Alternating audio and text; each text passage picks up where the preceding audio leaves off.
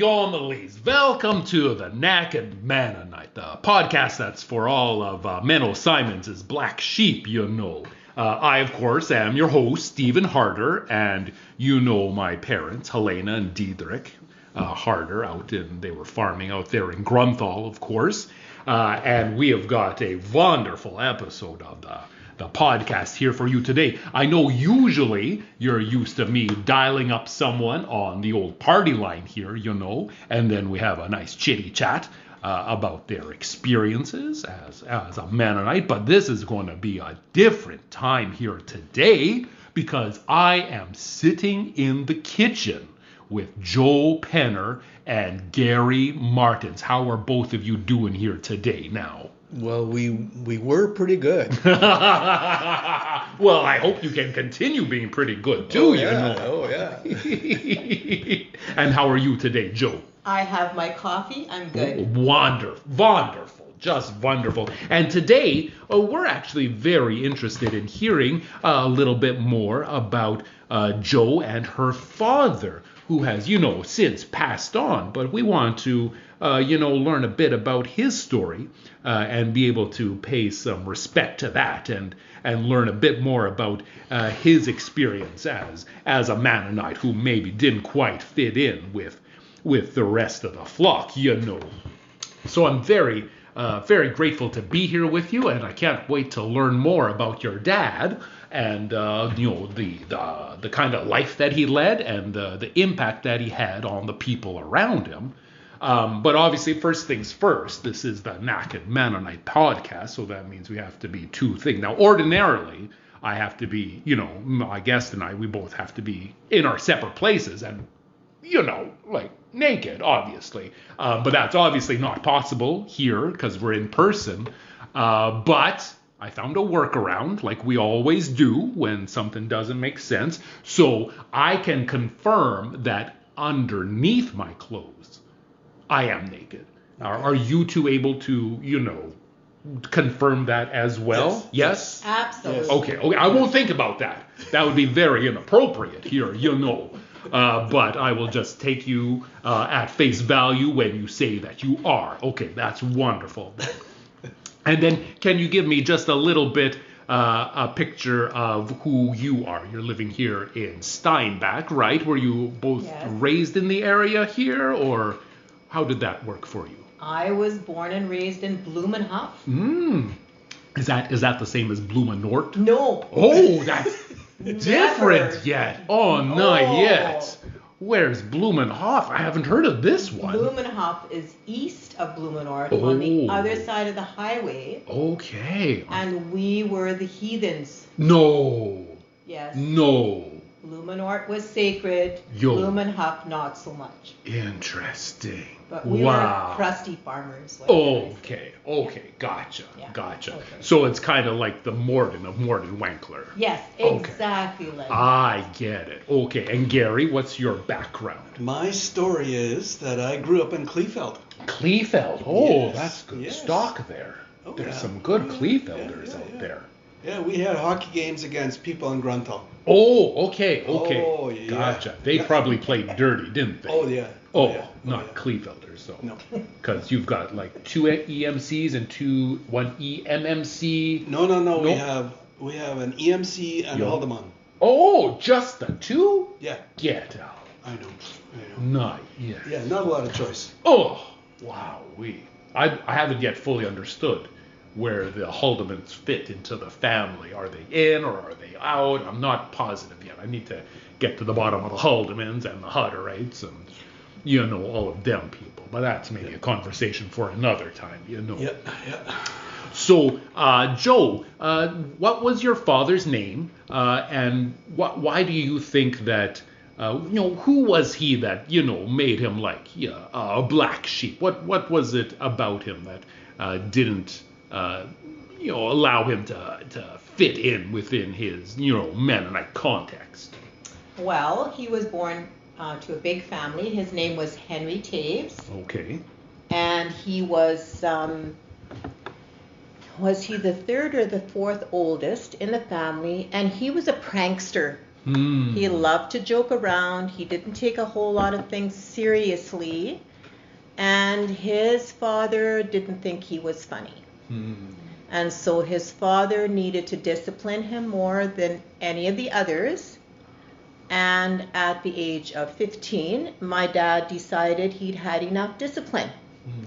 And so he ran away from home and was gone for a long time, many years. And that's from Blumenhof, right there? Blumenhof, Okay, so then he decided to leave. So and that was at age 15 that he left. Was his family like a good church-going Mennonite family then? Absolutely, very much so. Yes, Gotcha. Yeah, they were very. So maybe going to church in Blumenort EMC? Yeah, Blumenort would have been it. Okay. Yeah, they were kind of halfway between Steinbach and Blumenort, but Ridgewood wasn't there yet, so Blumenort would have been the EMC church that they went to. Oh, I see. Or Kleingemeinde, right? Kleingemeinde, yeah. Okay, interesting.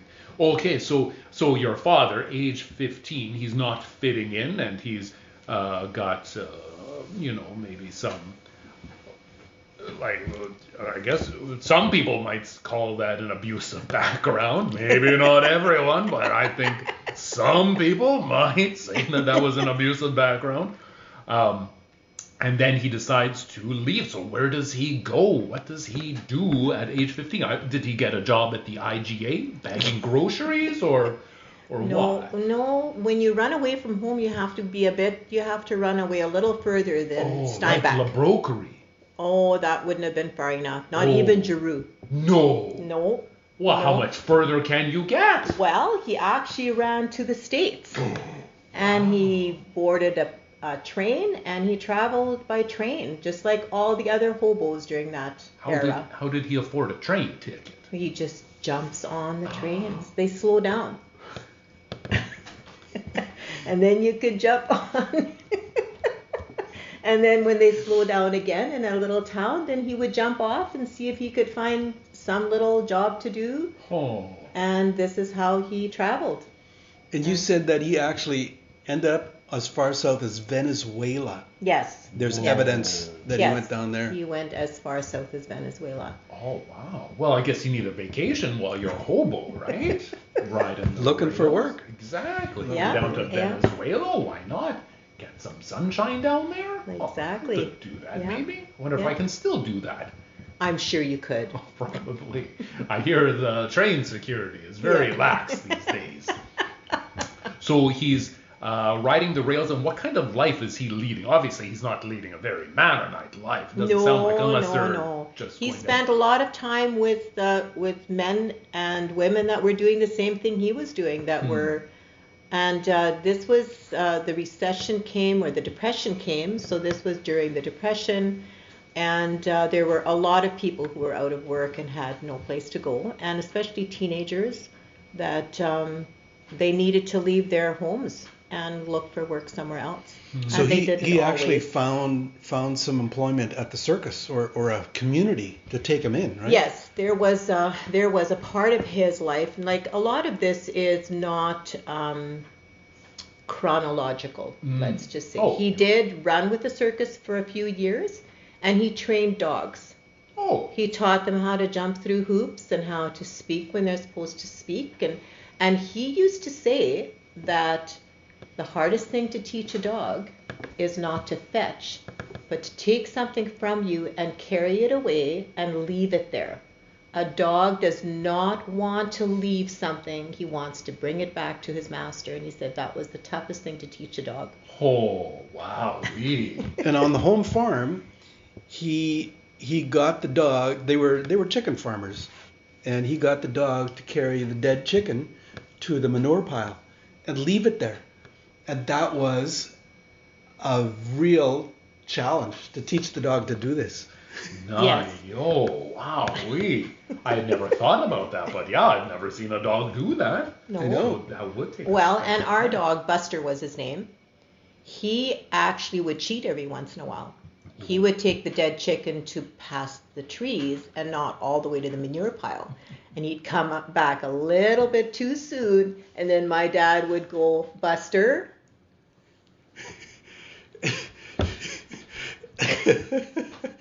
And then he would. And then Buster would, his turn ears around. would be down and his tail was down, and he would go back through 10 feet of snow, of course.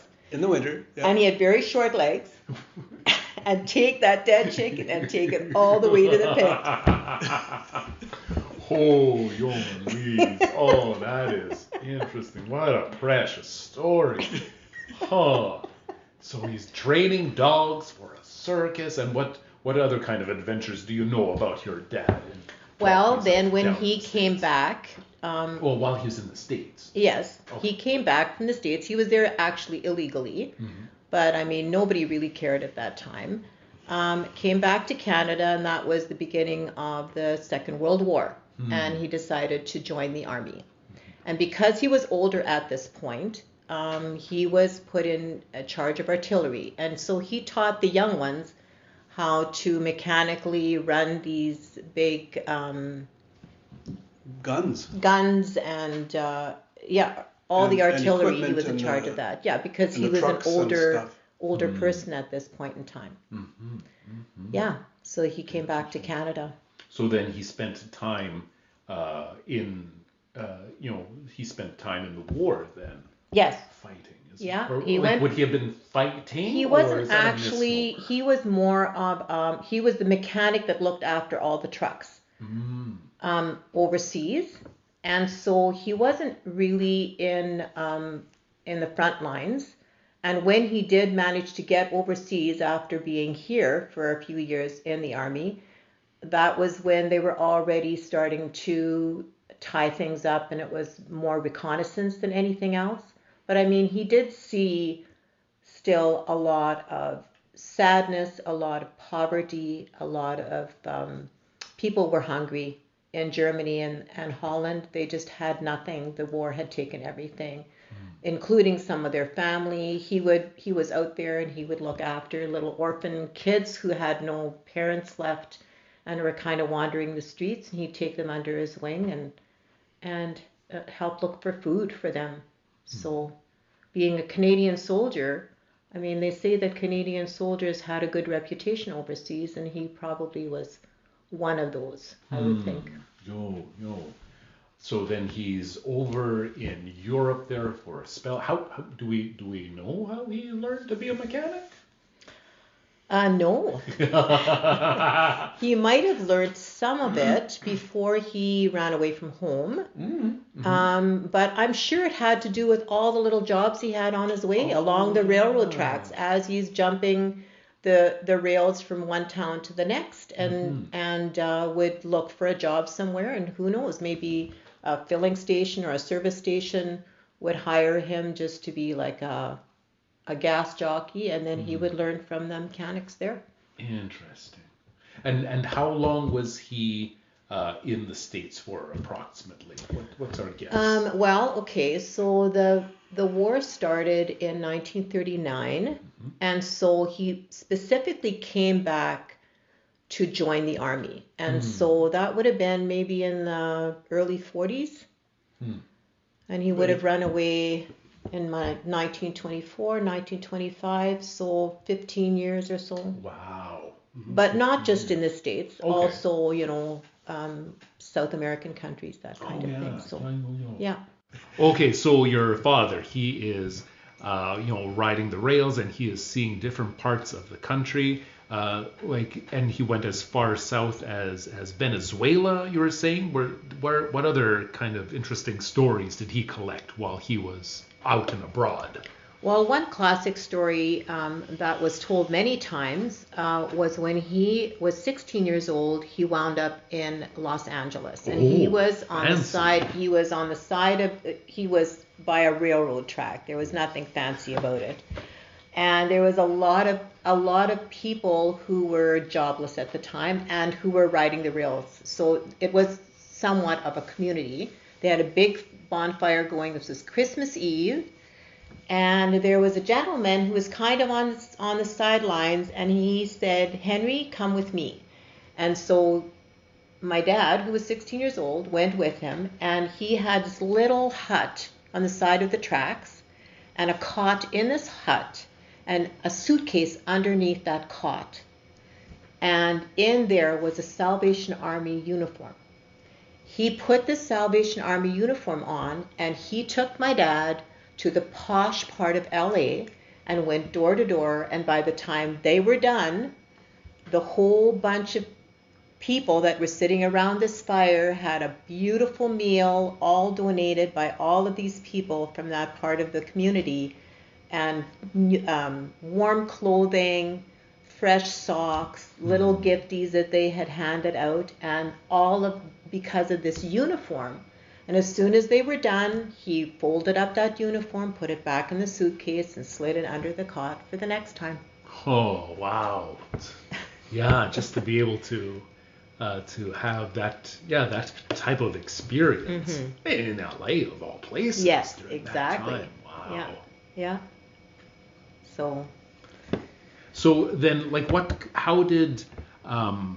was it like for your mother engaging, in this correspondence with, someone who is a little bit, maybe I'd say pariah, in the community, this special friend that she has who's off overseas doing who knows what, like how did that impact her day-to-day life here? Well, when my dad actually left for overseas, they promised to correspond. And I think there was more probably than just a friendship there. But when he got there and he realized what a sad situation it was out there, you couldn't buy a good beer out there, for instance. The booze was almost non-existent. There were no cigarettes. Cigarettes were like contraband. If you had a cigarette and you needed to trade it for a sandwich, I mean, that was just that was amazing, because the soldiers out there did not have any cigarettes. And so Dad would correspond with my mom and ask her some of these things that she could get here in Canada that they just couldn't get a hold of out there. So one of those things was packages of cigarettes. And Mom, being part of the church, it would have been very awkward for her to go and buy cigarettes at a store. So what she did is she went to the store. Dad would have sent her money. She went to the store, she bought them, but then she had them ship them to my dad overseas so that her name wasn't attached at all. And that way he got what he wanted, and she made it happen. And nobody at the post office would suspect anything. Exactly. That's exactly right. Is this the Reimer store that we're talking about then?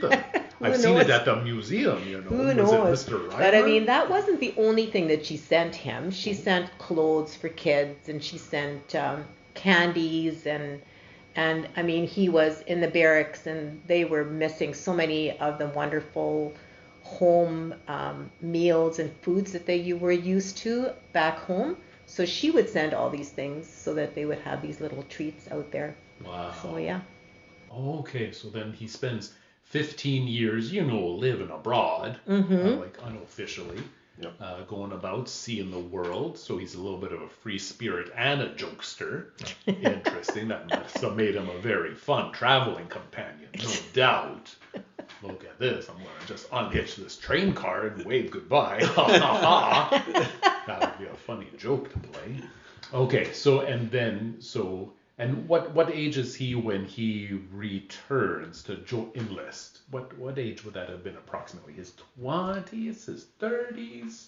When he returned to Manitoba? To enlist. Yeah. To enlist. Oh, to enlist. Okay, so that would have been early 40s, I'm guessing. And he was born in 1909. He was born in 1909. Okay. So he ran away 30. at 9. Yeah, Okay. he would have been around 30 years old. 30, 31. Mm-hmm. Okay. That's why he was priceless as far as the army was concerned, because he was experienced. He had so much more experience. Yeah. And he was supposed to train these young 18, 19-year-olds to go overseas and face atrocities out there. So. Oh. Yeah, and I wonder if he would have. He was the only Toews that had enlisted. No, there were more Toewses. No. Yes. No, yeah. Yes, even Weebs. No, Yeah. not the Weebs. Oh, absolutely. But not the Plets. No Plets, I don't think, that I know of. Maybe they had to change their name. They might have to. Maybe they were Platts. Was your father Henry Toews when he was traveling? Well, in the States, he was there illegally, so his name there was Harry Travers. Ooh, clever. Travers. It's a cross across something to traverse it. Oh, your dad is witty one. Witty, Yes. yes. Mm-hmm. Interesting. Okay, so then he is overseas and he is seeing things that are happening war side. Like, what do we know about the life that he left behind at the age of 15? Like, what was his? Do we know about what his family was thinking or feeling? Were they indifferent about it? Were they glad to see him go? Or what? Do we know any of that story? I'm sure his mom was beside herself. She was so worried about him. She was a little 4'10" lady. I think my dad must have gotten some of his personality from her, because she was always giggling and laughing and happy. She seemed to always be happy. And his dad, though, was the opposite. He seemed angry. He seemed to be just angry with life. So I don't know what he left behind. I just know that when his young sisters, who didn't even know he existed when he came back, they were in love with their older brother. Because he came back in uniform, and coming back to a Mennonite family in a uniform was a big deal. Wow. And so they just thought that it was a thrill to meet an older brother that had seen the world. Yeah, and especially one that they didn't even know about. Yeah, well, I think they would have known about him, but just they had never met him. Right. Yeah. Oh, wow. Okay, they hadn't known him that way. Yeah. Interesting. So, yeah, he was like the prodigal son, if you want to get biblical. And yet Not maybe completely. not quite. Not quite. No, because not quite. The first half of the story, not the second half. Yeah, exactly. That's right. He did come back. Yeah. And he kept his relationship with my mom all through having run away, and also during the war they started writing to each other. They met the last time he came on furlough. He came to visit the people in Blumenhof, and that's where he kind of refreshed his relationship with her. And so they wrote all the way through the war when he was overseas and when he was also at the army base. Okay. So they got to know each other well through writing, and we have a lot of those letters that my mom got from him when he was overseas. And she was a single woman who was living on the farm now. She'd been independent all her life. Oh, wow. So how old would she have been during this time when she was living on the farm? Well, I mean, she left for a while during the Depression to work as a nanny in other people's homes. And some of that was in the States, on the West Coast. And then when she came back, she farmed with her brothers, who were not married yet, on the family farm. Wow. Yeah. How uncharacteristic would that have been for the area? Because I know the stereotypes from them, but what's the reality? Because for me, the stereotype is, all girls are married at the age of 18 and have 12 kids, Well, and this is exactly what Joe has already told me, is that her mother saw that if she did get married when she was 18, 20 years old, this is the life she would end up with, and she didn't want it. She did not want that kind of life. Wow. She knew it. And so she had the self-determination to avoid that. She couldn't. She was the youngest of. There was 8 sisters, and so she often helped them with their babies and with their toddlers. And she went to their homes and helped them cook and take care of their families. And she saw how tired and exhausted these women were, and she didn't want that for herself. But she had suitors. Yes, she did. She was very much in love when she was 21 years old, and he asked her to marry him, and she thought about it, and she just couldn't do it. She could not see herself in that role. And so that was. So she was a little bit of a black sheep in that way then. Yes. Too. Mm-hmm. Yeah. A little countercultural then. Yes. Yeah. Oh, interesting. More of a So she had independent thought. Yo. Yeah. Oh, interesting. And so during this time, so she's working on the farm. She's like when we say working on the farm, are we like in a fashion similar to like a farm wife would be working on the farm for these single brothers? No. She was out on the field. Okay. So she like would working. actually we had or her dad had a piece of land that was south of Steinbach, I believe, and there was, I don't know how many acres it was, but it would take a couple of days to cultivate with a team of horses. And so she would hook up the team of horses, and the cultivator would already be on the field, and there was an old barn on that property, and she would cultivate that field and sleep in the barn and bed down the horses for 2 days, and this was the work she did. There you go. And then she walked the horses from Blumenhof to this new property, which was probably a full day's walk. Yeah. Wow. Yeah. And then work on the field and by herself, alone. Nobody else around. No. Wow. By herself. Very independent. She was just very independent. Yeah. Terribly. So and then all this while she's getting letters from your father, and she's being pals with him, or is it more than just? Well, being they did. friends? She did go and spend a weekend with him on the army base. Oh, on the army base? No, she did. Yes. No. Yes. No. Whoa. On the army base, they had like a separate room for her there? I don't know. Oh my. Maybe a separate cot. Maybe. Maybe. Maybe. Interesting. So wait, the army base where? Arnprior. Where's that? It's in Ontario. Ontario somewhere. Yes. So she walked out there with No. Okay. This was already when she had a car. She drove out. Or maybe she took the train. I don't know the details. She might have taken the train. Hopped on the train. Maybe. Hopped off it. Except she probably paid for that. Oh. I'm thinking. Oh wow. Yeah. Woman of means. Okay. Yeah. So she's buying a passage on a train to visit her friend, but maybe it's more than a friend then. Yes. Oh. Possibly. They did get married eventually. That makes it all okay, right? Oh, yeah. So you don't have any mysterious older siblings? No, well, I might. I just don't know about them. in the Steinbach Monastery.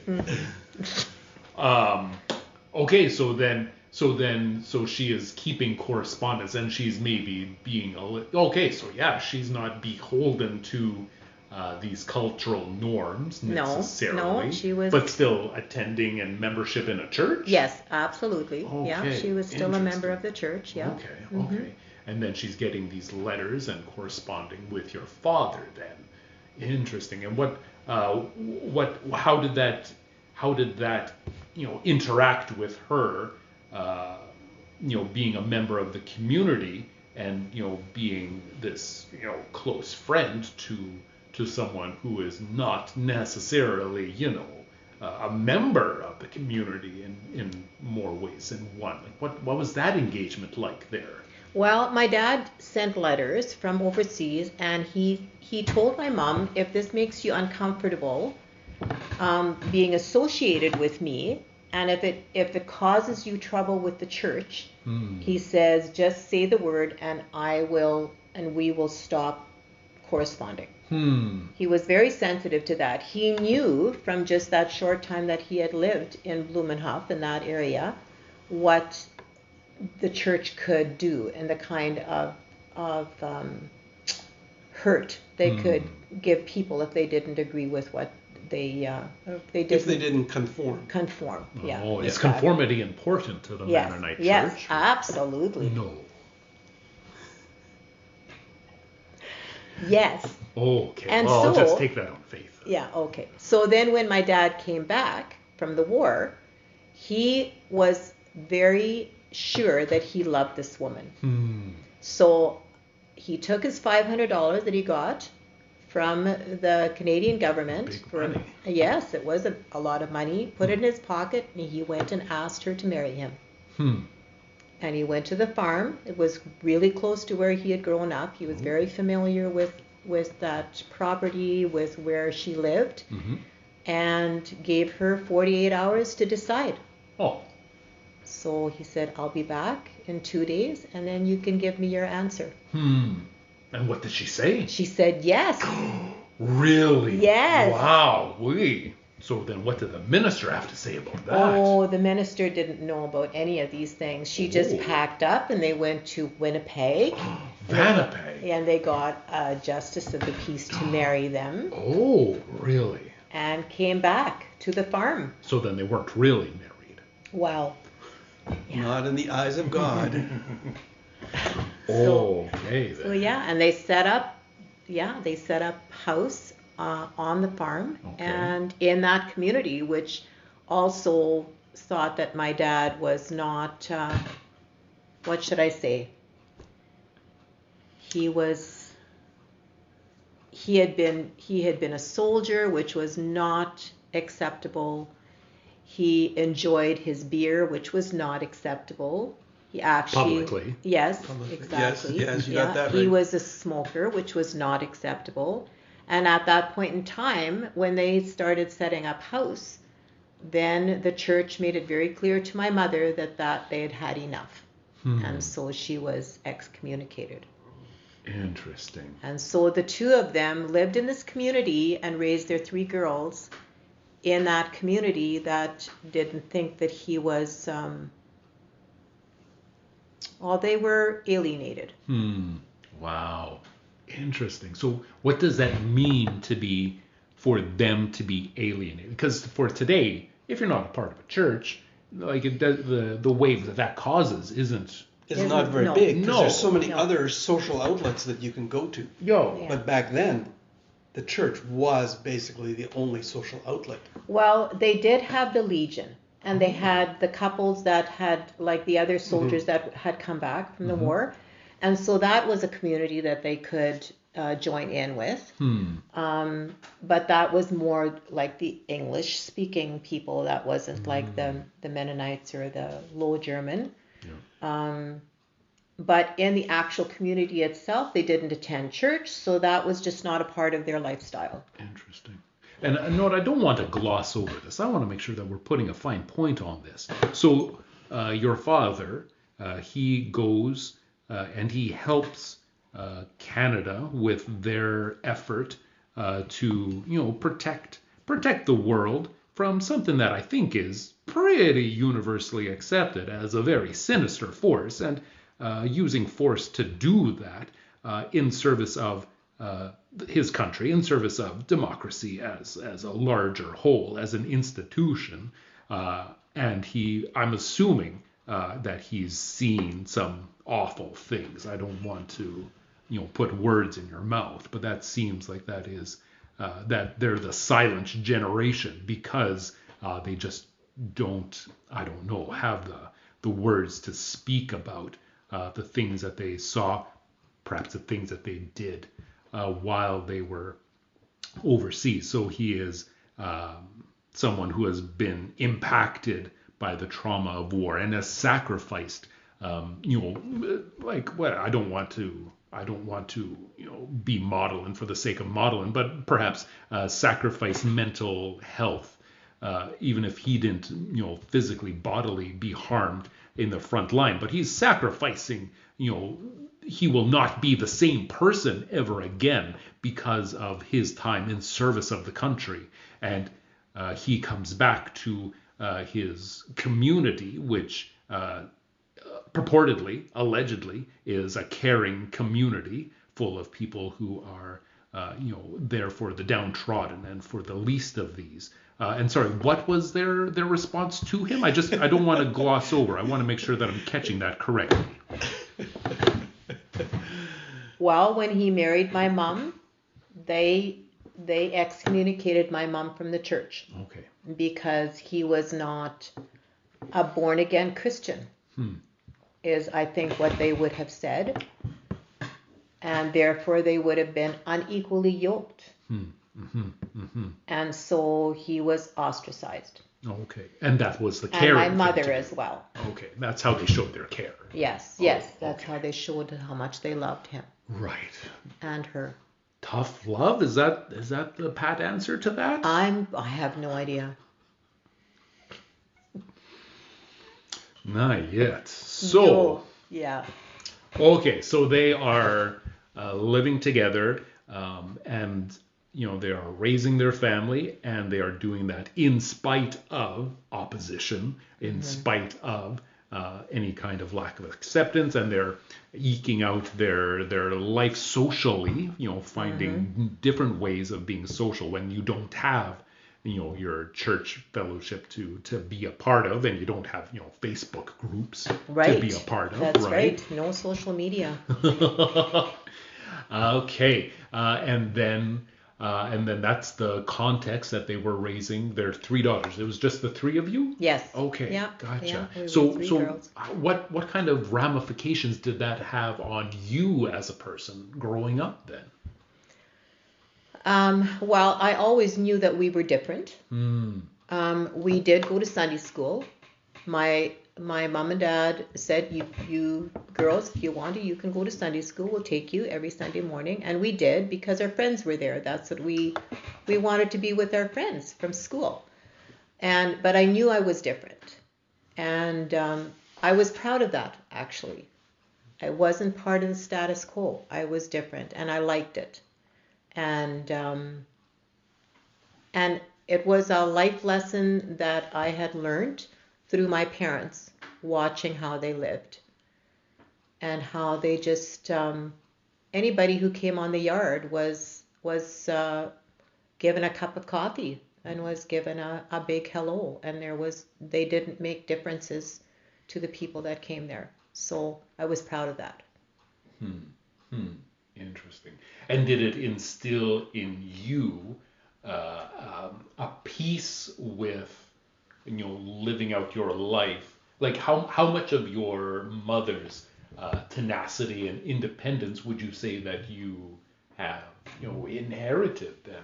Well, I guess both your parents were fairly independent folk then. Yeah, they were very independent. Yes. Well, first of all, my dad died when I was 13.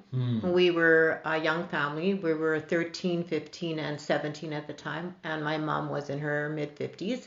So we were farming. So that in itself made us independent. We didn't have a bigger brother who could go out and get the manure out of the chicken barn, or who could go and handle that barrel of feed. We had to do it. We had to figure out some way of doing it.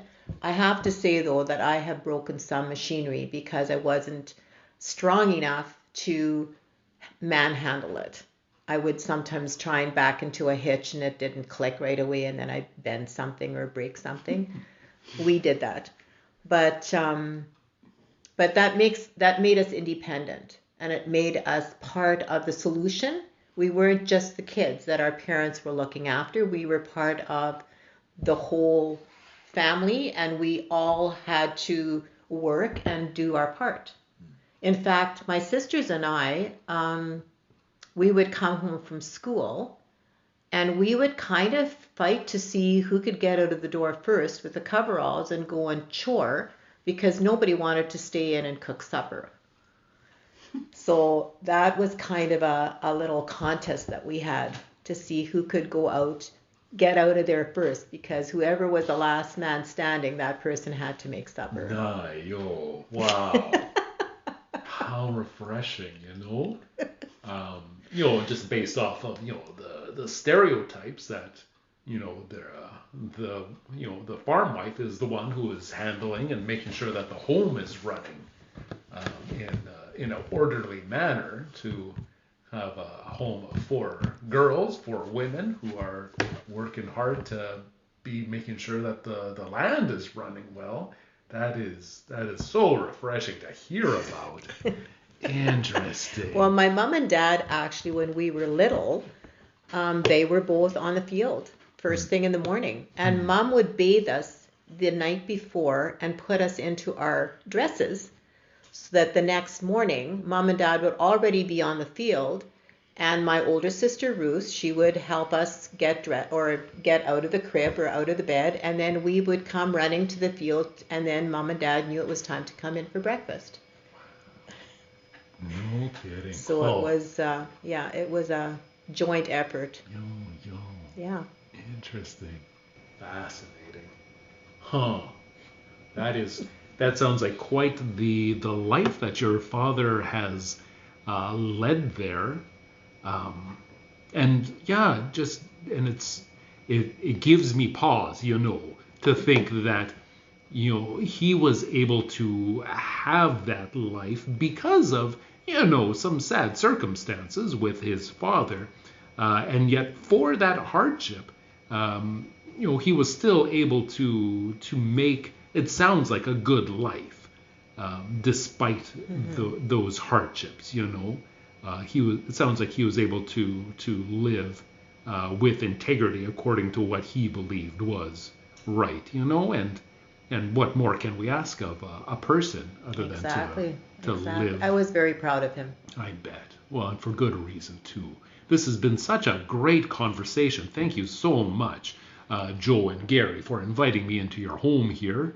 It's been great to just hear your stories, and I'm so happy that I get to share them with the listeners here, and just encourage them to be the best people that they know how to, even if it isn't something that fits in well with their community, So that's been such a treat. I really appreciate you giving me this time and sharing these stories with me. But so this has been Stephen Harder. Thanks again for listening so much. We'll be back again with another episode of the Naked Mennonite. And until then, remember, underneath our Sunday clothes, we're all naked. We'll talk to you again next time.